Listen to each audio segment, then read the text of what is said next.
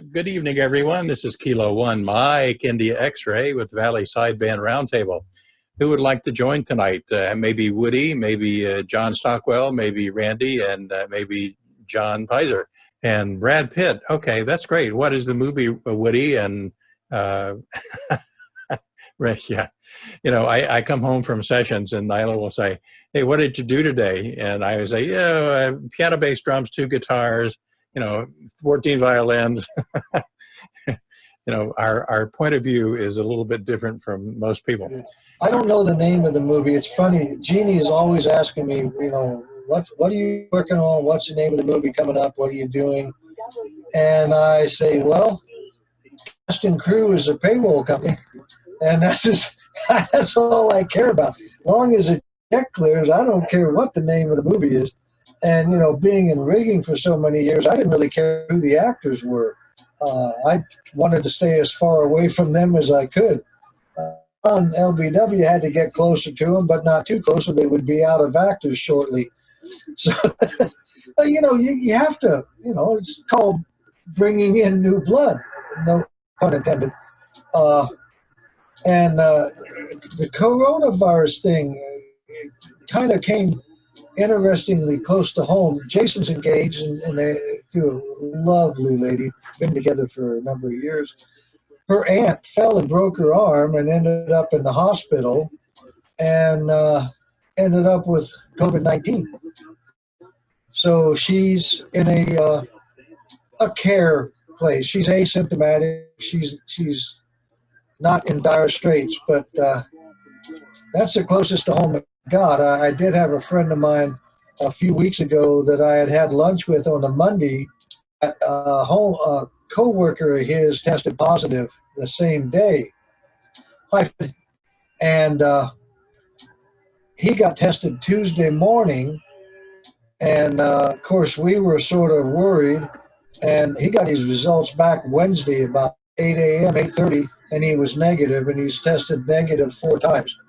So he's out of quarantine and everything. But, I mean, they're saying, hey, if you need to go to the hospital, go to the hospital. Well, that broken arm, she came away with a cast in COVID-19. She is. And I can hear you now. You're back to S6 Plus. So that was much better. At S3, it gets really hard to pull you out sometimes. I'm glad you got that straightened out. Let's see. I'm still trying to figure out who they're laying off at work. There's been some layoffs. It's really weird. Normally in a company, news spreads like wildfire, somebody will tell somebody will tell somebody.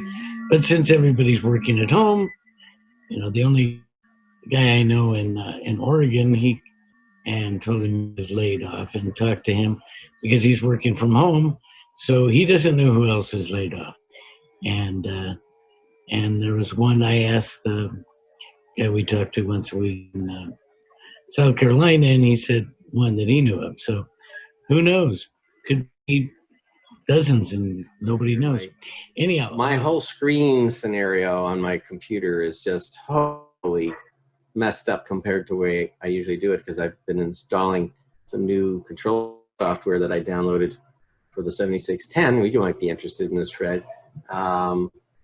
And I've been playing with it, and it's really fascinating, and it's, it'll eventually have me to do some remote control with the rig. Let's see what's going on here.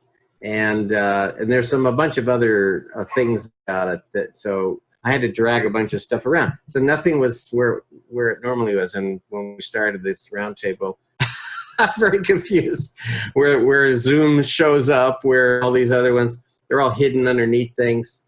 So, okay, it's sort of okay. Yeah. Well, that was good. We have a new member, maybe, that Gene. I never heard of him, but I guess some of those guys know him from the Aries or whatever group they're involved with. Fred, do you know him? No? Okay. Anyway, so it's good to get somebody new involved. What do I have to say here in this round? Not much at the moment. Fred, I do have something that you might want to try about the problem on 10 meters with your amp. And I was just thinking about that, and it has to do with delaying a setting in the 7610, which delays keying the amp, which is a variable. You know, that might, I don't know if you've tried that, but I just thought of it today. I said, you know what? That's a possibility. So when you key your on FT8 or whatever you're doing, it delays keying the amp by some number of milliseconds, and you can vary that. And I had to do that on mine, if I remember. I increased it so that the amp doesn't kick in before the rig. You don't want that to happen. So that might actually fix something. So let's talk about that later. All righty, WB6UNG, thank you much. John KM6LBW over here on the south side. Yeah, they got a special, Woody, over at those hospitals. It's a 2-for-1 deal. They'll fix your arm and give you COVID. How about that? It's a special deal they got going just this week only. Well, maybe this year only. I'm not sure. Anyway, I was saying over there that I've just been introduced to WinLink, and I've just now got it operating where I've got it running on 2 different computers, and I'm able to send myself an email, so I've got it working. Now I've got a SignalLink device coming in the mail and shipping tomorrow. It'll arrive, and then I've got to interface that with my radios, and then I'll be able to get my radios on the air sending email messages, and then be able to, if needed, participate in any of that emergency stuff, because they've got a bunch of emergency templates that are loaded into that program. And the nice thing about those templates is stay on the computer, and just the data goes to the recipient, so they don't have to carry the bulk of the document, the background of the document, the template. They already have the template, so they just need the data to fill in the template. So somehow WinLink works that out and sends only the necessary characters. Anyhow, not much else is going on over here. I was trying to hook the Philippines and failed, but I did get New Zealand a little bit ago. You're the end of the list. Nothing pejorative about that, but it is what it is. John Williams, I've heard of him, and I've seen some of his movies. I've enjoyed most of them, so that's cool. So a friend, a guy that I worked with a whole lot, a music editor that I've known since the middle 80s, sent us steaks from the same place that Peter Luger, a famous steak restaurant in New York, gets their meat from. So hopefully it will be really good, and I'll try to round up the name of the place that makes the meat. I can't do it this time around because it's just it's in an email, and I get thousands of emails and trash most of them. Anyway, it should be a lot of fun. I'm looking forward to the steak. Hopefully I don't screw them up. And if I do the first 2 wrong, then I'll do the next 2 right. We'll see how that all works out. And Fred, I've got HRD the FTDX 5000 loves it, but I never use it. I actually bypassed it with help from a friend of mine to where I can bring up HRD's logbook without even bringing up HRD. And the fact that it's pretty, but the main reason I bought the 5000 is because almost 90% of what you need to do with the radio, there are knobs on the front. There's like 25 of them. And I like playing with knobs. I hate menus, having to go into a menu and spin knobs and search and fuss and fume. I like mechanical stuff because that's what I've done for 60 years. As usual, do it. Give it the old 3-finger salute there. Control, alternate, delete. Control, alternate, delete. And, move on down the road and let it do its reset. I love your fireworks here, Fred. That's kind of neat. Did you just pirate that off of like the Sky Chopper or the Sky Helicopter, or you went out and flew it yourself and took a video? Well, for you. Lucky you. That would be a place to go see the fireworks, is up in the air, flying around the city. Because there's a bunch of idiots around this city that like to play with fireworks. That's darn sure. Go to the hospital to get sick. Yeah, and get those special uncurable things that they got, staph and all those other wonderful things that you can get. My wife had a very curious thing happen to her big toe on her foot. Underneath the toe, I guess her skin got kind of dried out or whatever, and basically formed a blister, and it ruptured. And yeah, it's quite the thing. It's not nice at all. You're exactly right, Fred. It's not nice. It's now soaking in neosporin, wrapped up in gauze, and then some silicone tape and other stuff. So she's yeah, on the mend, but it'll be a slow ride for that one. Yeah, let's see. I'm trying to hook up with Lebanon right now. I'm failing on FG8. It's a good try, but maybe it'll come back. I did pick up, what was it, Zealand and a couple of other ones today. European Russias I got, and I think I got a Ukraine. But yeah, it's, all stuff that's happening over here. Yeah, Randy, it's time for you to buy a new pooter, or at least bang on the one that you got and fix it up and make it run. I give it an old RCA love tap where you give it a bonk on the head with a hammer. And my dad used to work at back east at RCA and the 39 World's Fair, where he was demoing video or television to the public for the first public viewing of actual television. And obviously he was black and white and, of course, tubes back then. But then he later on went into working in RCA downtown New York and progressed in his career in the television and motion picture industry. But anyway, that was his early days. Okay, I've said enough. I'm going to hand it over to Fred K6CY. Over to you, Fred KM6LBW. Where was I? Oh, yes. I don't know if you saw the text, but Peter Luger Steaks is the Trump family restaurant under Fred the father before he passed. And so they went there a couple times a year for major events, and always ate the steak and the fries, and they never ate the cream spinach. But they got served anyway, big bowls like they do, family style. Let's see, what else is here? Oh yeah, PC updates for Randy. Yeah, my PC does that too. It's like all of a sudden it decides it's going to update, and in the middle of nothing, everything you're doing, especially when it's important, then it's going to start. It's going to shut you down. It's going to start updating. It's going to take a half an hour or maybe multiple hours. And Apples never do that. I had an Apple Pro, and it never did that. It never had pop at night. So we are flying over Los Angeles from the ocean, and the plane usually flies back to Pasadena and then turns around and comes back in. And so that is just my wife and her wonderful camera sticking it out the window, not out the window, sticking it up to the window and taking pictures of the Santa Monica Mountains and the Hollywood Hills and the city. And they're just going off all over the place. Now it's kind of dark to me. I hope it's brighter to the rest of you. It looks much better outside of Zoom. But yeah, it's quite spectacular when you see it. This is just a little window, but it's wonderful. You can see into the valley, over the mountains, and it's quite a treat. So that's why we did it twice. So that's what that is. I finally have a computer that's powerful enough, or camera, the computer, I guess, that can do the background. My other one couldn't handle it. Let's see, is that everything? I think that might be everything. Yeah, okay.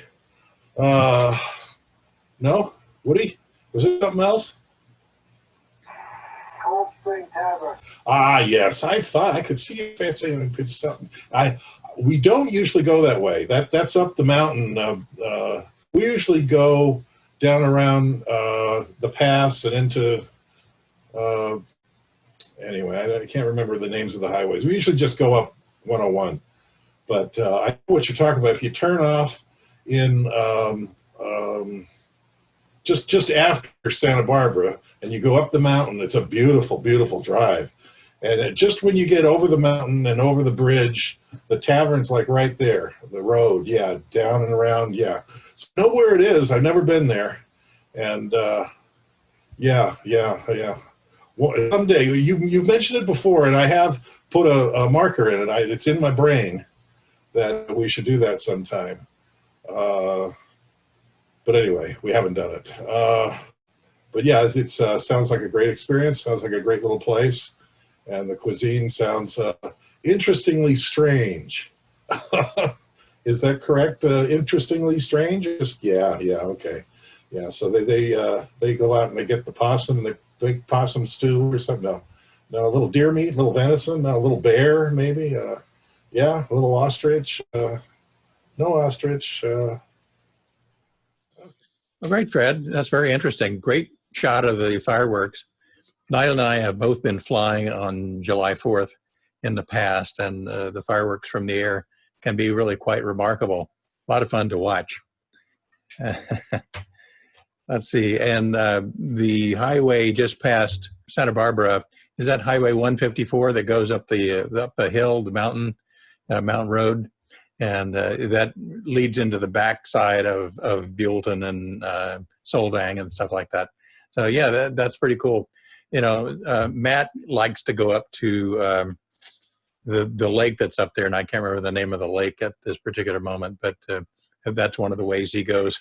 I keep saying, don't do that because you're hauling a lot of weight behind you with a camper and things like that, but he doesn't listen. So anyway, and John Peyser, you were talking about RCA, which I believe has a factory, or did it when I was there in Indianapolis. TVs, yeah.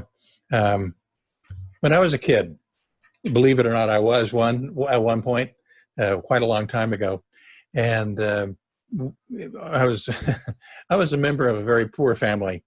And in fact, our family was so poor they couldn't afford to have children, so I was had by one of the neighbors. And at one point when the TVs became available, my mother, who was a real operator, she would go to the stores and ask to borrow a TV set to try it out. You know, we were thinking about buying one of these fancy TV things, and we'd like to try it out for, you know, a couple of weeks or a month or so. And they would deliver it to our house, and they never thought to ask, why do you have a 25-foot antenna on top of the roof if you don't have a TV set, and are just thinking about buying one? So, you know, that never came up in the conversation. But the closest TV station, we lived in Montgomery, and the closest TV station was in Birmingham, 100 miles away. And the programming back then was all film. You know, they would run films, black and white movies. And that's why I got introduced to Charlie Chan. I saw all the Charlie Chan movies on black and white TV, surrounded by snow. And my brother and I would sit up, you know, a foot away from the television set, looking at these giant snow globules, trying to figure out who was there and what they were doing. I mean, it was a learning experience. Not something I care to go through again, but you know, it was a really learning experience. And later on, the local TV stations came into play, and the programming was still pretty dodgy. And they only operated like 6 or 8 hours a day, and then most of the time you got to stare at an Indian facing to one side with a headdress on. The good old days, or not, we'll see. Fred, your backgrounds look great, and congratulations on the new computer. That's working really well for you. A learning experience, a learning curve for all of us. And we just kind of do the best we can. Straight down, Woody. Yeah, you're absolutely right.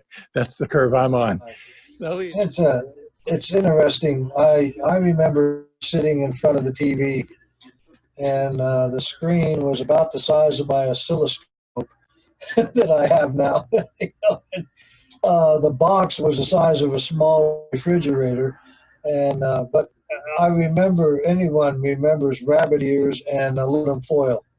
And I having been in communications for the better part of my life, not in a professional level, I am still troubled by the efficiency of aluminum foil. I'm not sure it was accomplishing anything but salving our bad humor at what was going on. If we figured to wrap enough crap around this thing, something's got to work.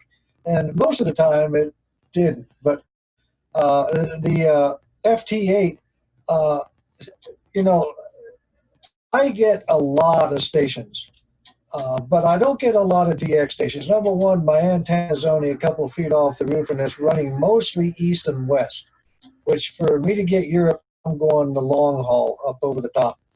But I've gotten I'm in 82 or 83 countries. And considering I'm tickled to death, you know, when I'm in a condo or townhouse actually, and I can't have any antennas at all, one should not complain. And TVs, when I got into ham radio in 1960, I got my novice. Man, I used to scuttle around and get TV chassis and stuff. They are a plethora of parts, because back then we used capacitors and resistors. We didn't even know what a transistor looked like. And you could tear apart a TV and build just about anything you wanted to. All the switches, all the wafer switches, they were just like gold. And yeah, Spring Tavern, I like it a lot. We've been there maybe 4 or 5 times. And it's just such an experience because the place is well over 100 years old. You can actually see through the slapboard walls. And they actually hung a guy out of a tree right behind the tavern because they had a little jail there. And they have a great cuisine, Fred, but they also have the standard stuff. They got phenomenal steaks and so forth. And it's such a nice experience. I'd like to have an Apple, but I've had PCs my whole life because they're cheaper. And you were talking about recovering something. My son-in-law, who is in the process of divorcing my daughter, is one of the top hard drive recovery experts in the nation.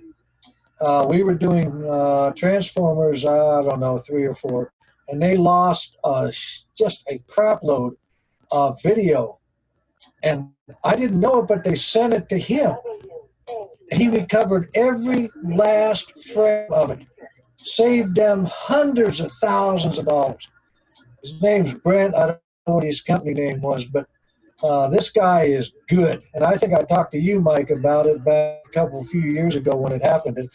It just blew me away because my daughter says, "Did you work on Transformers?" I said, "Yeah." You know what Brent did? I have no idea what he did. He saved their butt. Alrighty, so I'm unmuted and pushing the push to talk button and the keyboard. Okay, we're all good. Great. Yeah, television, even I'm younger than most of you, but yeah, I remember. Even in the 70s, I was in Omaha. I never noticed it much in California, but something everything came on an hour earlier. And they'd be playing the Star Spangled Banner and going to a test pattern at 1, 2 o'clock in the morning.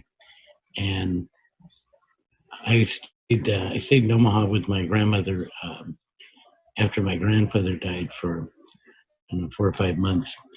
And I would usually go down in the basement where he had sort of a shop set up and play with things.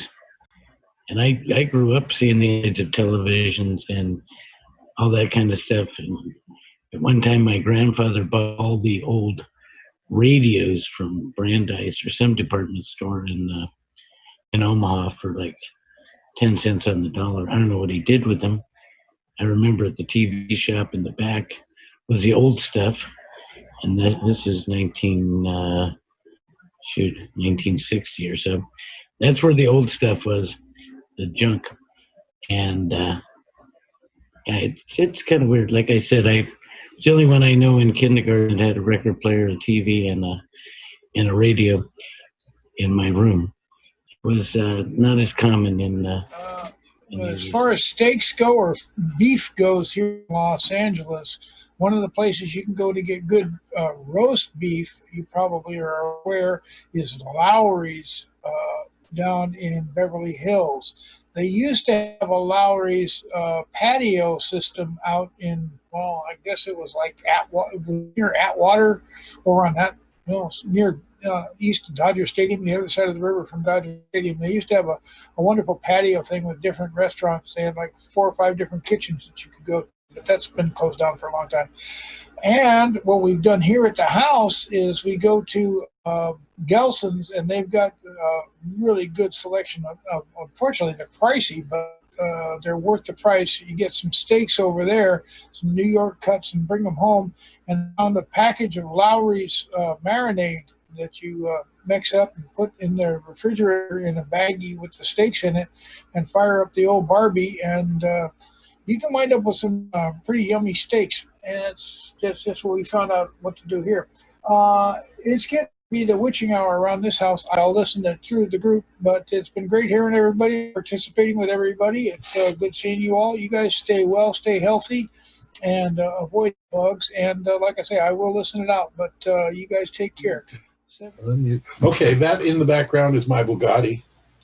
The stock market's been very, very good to me, and so I've been able to blow, a few $100,000 or $1 million. I don't know what this thing is. It's at the Peterson Museum. That's over on Wilshire. I do not have a Bugatti. I have a Honda Odyssey, one car family, and my wife won't let me drive it anymore. So there you go. Good for ham radio, though. I get to sit in the driver's seat, the passenger seat, and play radio. What else is new? Oh yeah, the prior shot was swimming with the sharks, which was for real and not somebody else's picture. And we were actually in the water with the sharks, and the stingray is behind me, right over there. And those legs over there are some of the passengers on the cruise. We were on our way from Long Beach and Puerto Vallarta to Sydney, Australia, by way of Tahiti, Fiji, Bora Bora. I did a Woody when I saw that shark going in between my legs. It was supposed to be a sort of snorkeling deal, and I decided that I could walk on water. I went back to the boat. So yeah, that's it, Woody. And I didn't get in the water the rest of the day. And then we heard a story about some woman on another such trip, the same cruise.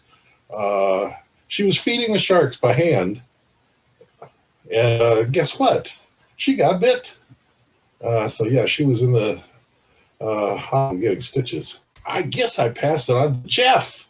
K6CY, KM6TVJ. I've got a lot to say to that, but first I'm going to invite Cliff, I guess. Is that who I'm inviting in here? Cliff, KK6QMS. I hear you're out and about. You're trying to break in. Check out the AIM for the Zoom link, and I will hand it to you after me. All right, my turn to comment on all of the fun that I've heard. Fred, Odyssey rhymes with Bugatti, so you're close. And talk about swimming with the sharks. When my wife and I went on our honeymoon in Tahiti 20 years ago, we were at a Club Med, and Club Med had a swim with the sharks and stingrays for $9 million. And we found out that the guy down the beach is the one who takes everybody. So we walked down the beach and we said, "Will you just take us?" And he said, "Sure." And $20 later, we were swimming with sharks and stingrays, and he took us to his private island. I don't know if it really was his or not, but he then fed us coconuts and pineapples that he went into the jungle and got.